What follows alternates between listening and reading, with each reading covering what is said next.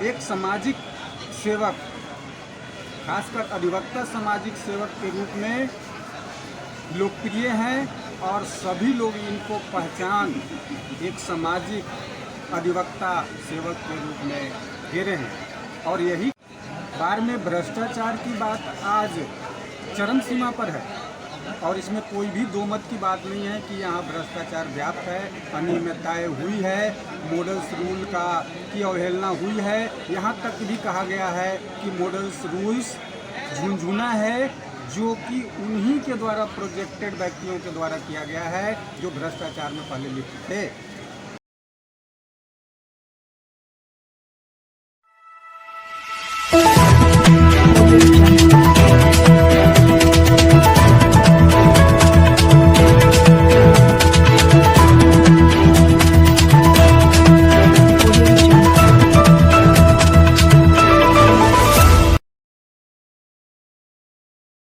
ये बताएंगे आज अधिवक्ता में तो 2-3 प्रत्याशी हैं कम से कम उपाध्यक्ष में, और उन प्रत्याशियों में एक प्रत्याशी धनेश्वर महतो जी भी हैं। आप किसको चुनते हैं और क्यों चुनते हैं, सो बताएंगे। प्रत्याशी के रूप में धनेश्वर बाबू को मिलना हम लोगों के लिए बड़ी हर्ष की बात है और इस बात से हम लोग गौरवान्वित भी हैं कि धनेश्वर बाबू फिर से वाइस प्रेसिडेंट उपाध्यक्ष के रूप में अपनी उम्मीदवारी जताए हैं, उम्मीदवार के रूप में आए हैं। और मैं इसलिए यह बात बता रहा हूँ कि धनेश्वर बाबू सबों में श्रेष्ठ हैं। एक वाइस प्रेसिडेंट के रूप में, वाइस प्रेसिडेंट के प्रतिनिधि के रूप में, कि इन्होंने गत टर्म में जो बीबीए का पिछला सत्र रहा, इसमें जो भी इन्होंने काम किए अति प्रशंसनीय हैं। और सिर्फ मैं ही इनके कार्यों को प्रशंसा नहीं कर रहा हूँ बल्कि पूरी अधिवक्ता समाज इनके कार्यों की परिचर्चा कर रहे हैं और प्रशंसा कर रहे हैं। ये इनको एक सामाजिक सेवक, खासकर अधिवक्ता सामाजिक सेवक के रूप में लोकप्रिय हैं और सभी लोग इनको पहचान एक सामाजिक अधिवक्ता सेवक के रूप में दे रहे हैं। और यही कारण है कि आज जो भी चुनाव की चर्चाएं चल रही है या चुनाव में खड़े उम्मीदवार क्षेत्रों में अपना अपना जो है चुनावी रणनीति या चुनावी कार्यों या चुनावी उद्घोषणाओं को लेकर के आ रहे हैं, उनमें सबको इनको श्रेष्ठ बताया जा रहा है। अपना परिचय देंगे सर। इन्होंने जो भी किए हैं बहुत ही आज तक जो भी अपने टर्म में, अपने जो पिछले गत अवधि में कार्य किए हैं।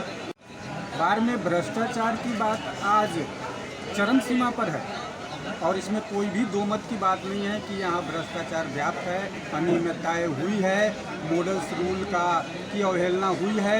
यहाँ तक भी कहा गया है कि मॉडल्स रूल्स झुनझुना है जो कि उन्हीं के द्वारा प्रोजेक्टेड व्यक्तियों के द्वारा किया गया है जो भ्रष्टाचार में पहले लिप्त थे। भ्रष्टाचार तो आज बार के व्यक्ति प्रत्येक सदस्यों में भ्रष्टाचार की जो बौखलाहट है वो आज देखने को मिल रहा है पूरी इस डीबीए के अधिवक्ता समाज में। इसको कोई झुठलाया नहीं जा सकता है। हमारे पूर्व उपाध्यक्ष महोदय धनेश्वर बाबू ने कहे कि हमारे बड़े भाई ने कार्य करने के लिए 500 रुपये लेके जाते गए तो उसमें से 400 कहीं के 100 का भ्रष्टाचार हो गया। हम तो समझते हैं कि इतना ही नहीं, इससे भी बढ़ चढ़ करके भ्रष्टाचार हुई है, जैसा कि परिचर्चा है पूरे अधिवक्ता समाज में। और इस भ्रष्टाचार को में कहीं भी किसी भी प्रकार की संलिप्तता हम लोगों ने धनेश्वर बाबू को नहीं देखा। हमने यही देखा धनेश्वर बाबू को कि जहाँ हुई है वहाँ टाइम टू टाइम ये इस आवाज़ को भी उठाते रहे हैं। इनका जो पद था ना, इसमें काफ़ी सीमाएँ थी। यदि इनकी पद में सीमाएँ नहीं होती, पावर होता, तो आज ये भ्रष्टाचार की जो व्यक्ति में एक अधिवक्ताओं के बीच जो बौखलाहट बन रही है, आज हम समझते हैं कि ऐसी स्थिति इस बार में नहीं आती। इसलिए एक धनेश्वर बाबू ही उस उच्च पदाधिकारियों के कमेटी में थे जो इसकी संलिप्तता से बिल्कुल ही दूर रहे। और नहीं तो आज ज़रूरत है बार में अन्य पद, अध्यक्ष का पद और अन्य पद जो भी है उसको एकदम सिरे से अधिवक्ताओं द्वारा खारिज कर दिया जाना, उनको हटा दिया जाना और जो आज अच्छे उम्मीदवार हैं उनको लाया जाना। इससे बार का कल्याण होगा, सबका कल्याण होगा, यहाँ मॉडल रूल्स का परिचालन होगा, संचालन होगा और अराजकता यहाँ से खत्म उपस्थित हैं। मैं उनको बहुत बहुत ही धन्यवाद करता हूँ कि वे सभी हमारे कॉमन ऑब्जेक्टिव्स को लेकर के उपस्थित हैं और इन लोग का भी यही व्यू है कि समाज में ये डीबीए में रूल्स का शासन हो,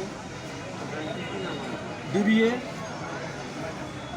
वैज्ञानिक प्रबंधन पद्धति से चले, कार्यों में पारदर्शिता हो और सभी अधिवक्ताओं की सम्मान हक की बात हो, न कि पक्षपात हो। धन्यवाद जी।